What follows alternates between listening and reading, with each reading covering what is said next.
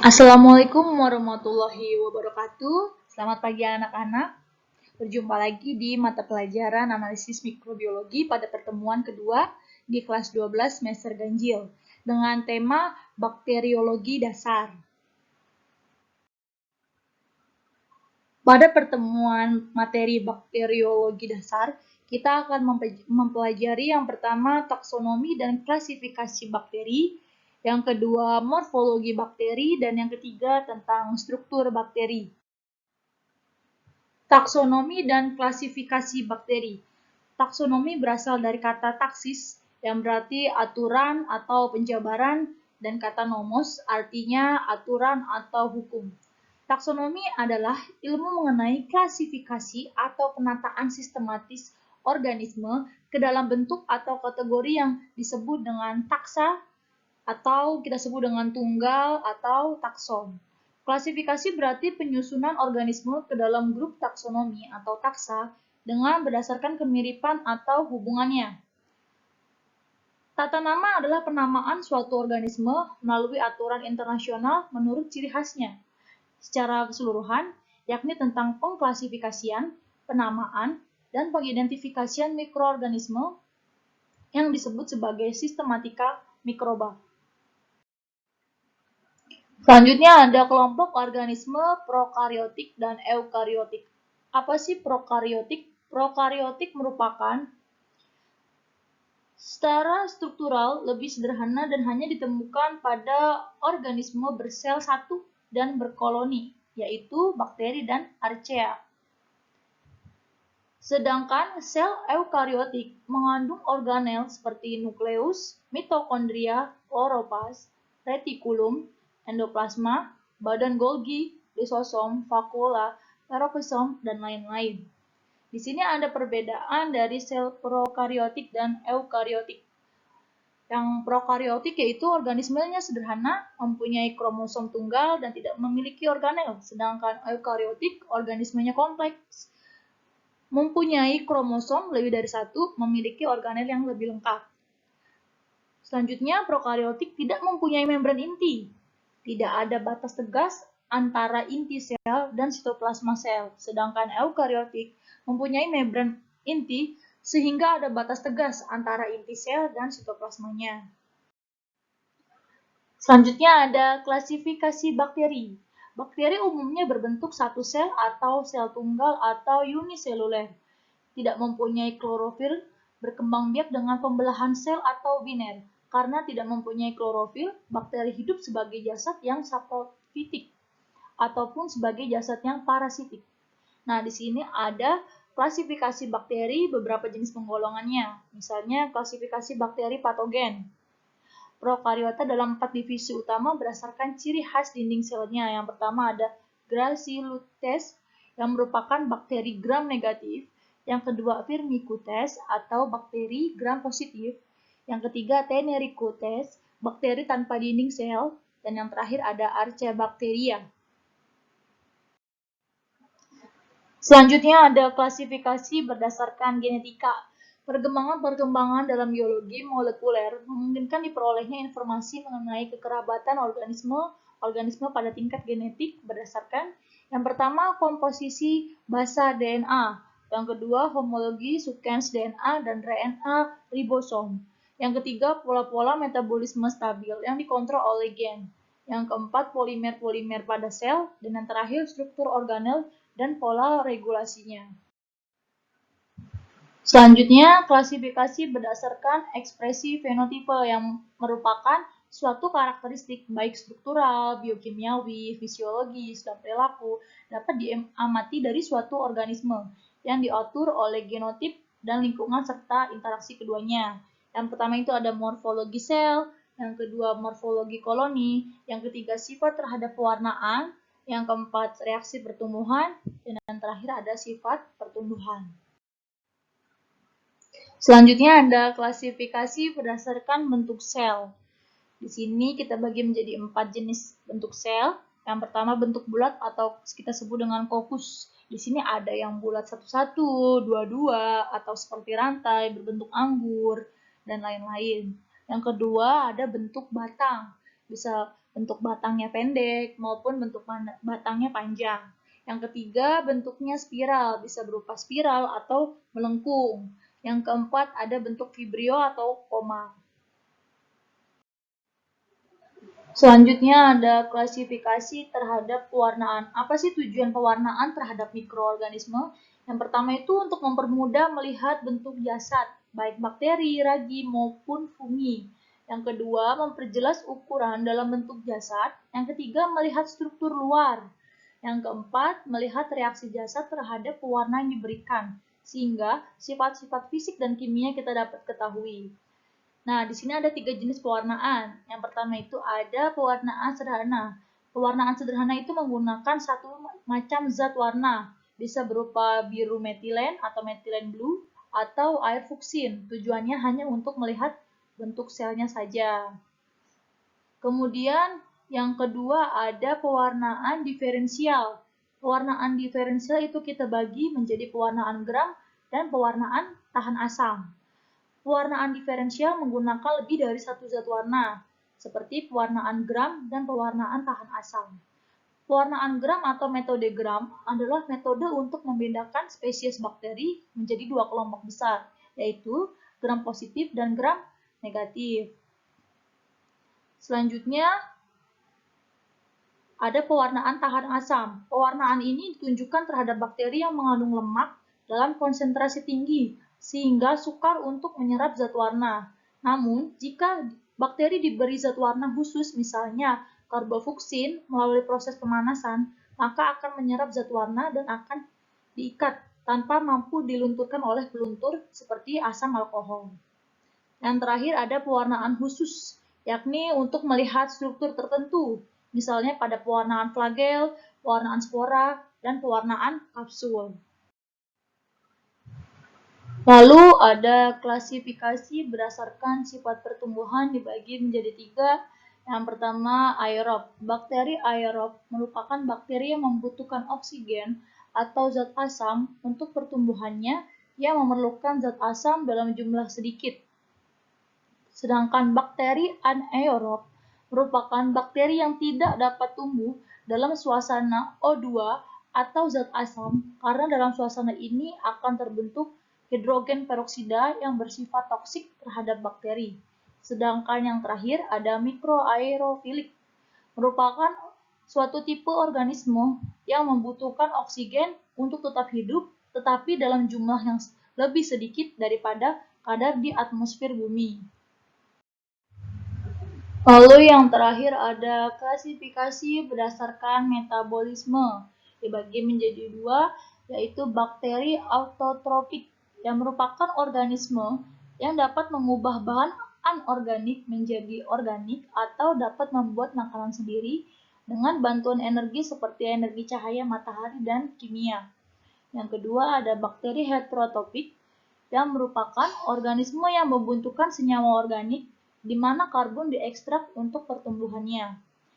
Heterotropik dikenal sebagai konsumer atau tidak dapat membuat makanan sendiri dalam rantai makanan dan hanya bergantung pada yang lain. Selanjutnya yaitu nomenklatur bakteri. Seperti halnya tanaman, bakteri juga menggunakan 2 nama, yaitu nama binomial atau binomial name yang diajukan oleh Linnaeus pada tahun 1753 untuk penamaan tanaman. Kaidah penulisan nama bakteri pada tingkat spesies ditulis dengan cara nama genus mendahului nama spesiesnya. Huruf awal nama genus ditulis dengan huruf besar dan nama spesies ditulis dengan huruf kecil. Keseluruhan nama ditulis dengan cetak miring. Contohnya ada Staphylococcus, huruf besarnya depannya bagian S-nya, dan aureus, huruf kecil. Penamaan bakteri pada jenjang taksonominya kita buat tabel sebagai berikut. Di sini dibagi menjadi jenjang resmi berupa contohnya. Jenjang resminya berupa dunia atau kingdom, contohnya ada prokaryotik, divisinya ada gracilocytic, kelasnya ada Scobacteria, ordonya ada Eubacteria, family-nya ada Enterobacteria, genusnya ada Escherichia, dan spesiesnya ada Escherichia coli. Selanjutnya ada penjelasan sel prokariotik dan sel eukariotik. Sel prokariotik secara struktural lebih sederhana dan hanya ditemukan pada organisme bersel satu dan berkoloni, yaitu bakteri dan archaea. Dapat dikatakan sel prokariotik sebagai satu molekul yang dikelilingi oleh membran dan dinding sel karena tidak mempunyai organel sel tetapi mempunyai sistem membran dalam dinding selnya. Berikut ada ciri-ciri sel prokariotik. Yang pertama, sitoplasma sel prokariotik bersifat difuse dan bergranular karena adanya ribosom yang melayang di sitoplasma sel. Yang kedua, membran plasma yang berbentuk dua lapis fosfolipid yang memisahkan bagian dalam sel dari lingkungannya dan berperan sebagai filter dan komunikasi sel. Yang ketiga, tidak memiliki organel yang dikelilingi membran. Yang keempat, memiliki dinding sel kecuali mikoplasma dan termoplasma. Yang kelima, kromosom umumnya sirkuler. Sel prokariotik tidak memiliki inti sejati karena DNA tidak terhubung oleh membran. Yang keenam, dapat membawa elemen DNA ekstrakromosom yang disebut dengan plasmid, yang umumnya sirkuler atau bulat. Plasmid umumnya membawa fungsi tambahan, misalnya resistensi antibiotik. Yang ketujuh, beberapa prokariotik memiliki flagella yang berfungsi sebagai alat gerak. Dan yang terakhir, umumnya memperbanyak diri dengan pembelahan biner. Selanjutnya ada sel eukariotik yang merupakan sel yang mengandung organel seperti nukleus, mitokondria, kloroplas, retikulum, endoplasma atau RE, badan Golgi, lisosom, vakuola, perikosom, dan lain-lain. Organel dan komponen lain berada pada sitosol yang bersama dengan nukleus disebut dengan protoplasma. Berikut ada ciri-ciri sel eukariotik. Yang pertama, sitoplasma sel eukariotik tidak tampak berbutir-butir atau bergranular karena ribosom terikat pada retikulum endoplasma. Yang kedua, memiliki sejumlah organel yang dikelilingi oleh membran, termasuk mitokondria, retikulum endoplasma, badan Golgi, lisosom, dan kadang terdapat pula pada kloroplas. Yang ketiga, DNA eukariotik terikat oleh protein kromosal atau histon dan non-histon. Struktur kromosom bersama protein kromosal disebut dengan kromosom. Seluruh DNA kromosom tersimpan dalam inti sel. Dan yang terakhir, sel eukariotik bergerak dengan menggunakan silia atau flagella yang secara struktural lebih kompleks dibanding dengan silia atau flagella pada sel prokariotik. Selanjutnya kita akan membahas morfologi dan struktur bakteri. Apa itu morfologi bakteri? Morfologi bakteri merupakan arti kata morfologi yang berarti pengetahuan tentang bentuk atau morfos. Morfologi dalam cabang ilmu biologi adalah ilmu tentang bentuk organisme, terutama hewan dan tumbuhan, dan mencangkup bagian-bagiannya. Morfologi bakteri dapat dibedakan menjadi dua, yaitu morfologi makroskopik atau morfologi koloni, dan morfologi mikroskopik atau morfologi seluler. Di sini yang pertama ada morfologi makroskopis. Morfologi makroskopis yaitu bentuk bakteri dengan mengamati karakteristik koloninya pada lempeng agar. Karakteristik koloni dibedakan atas dasar bentuk koloni, ukuran koloni, pinggiran, peninggian, warna koloni, permukaan koloni, konsistensi, dan pigmen yang dihasilkan oleh koloni. Ukuran koloni jika dilihat dari pertumbuhan di petri dish, ukuran koloni bakteri ada yang berbentuk titik atau kita sebut dengan pinpoint, atau kecil small, sedang moderat, dan besar large. Selanjutnya ada pigmentasi. Mikroorganisme kromogenik sering memproduksi pigmen intraseluler. Beberapa jenis lain memproduksi pigmen ekstraseluler yang dapat terlarut dalam media. Warna pigmen yang dihasilkan dapat putih, kuning, merah, ungu, dan sebagainya. Di sini ada contoh pigmentasi koloni bakteri. Beberapa bakteri yang memproduksi pigmen ketika mereka ditumbuhkan dalam medium yang berada di cawan petri. Selanjutnya ada karakteristik optik. Berdasarkan jumlah cahaya yang dapat melewati koloni, maka koloni ada yang bersifat opak atau tidak dapat ditembus cahaya, transkulen atau dapat ditembus cahaya sebagian saja, dan transparan yaitu bening. Selanjutnya ada bentuk, pinggiran, dan peninggian atau elevasi koloni bakteri. Bentuk koloni bakteri ada yang sirkuler atau bulat bertepi, irregular tidak beraturan, bertepi, dan yang rhizoid berbentuk seperti akar dan pertumbuhannya menyebar.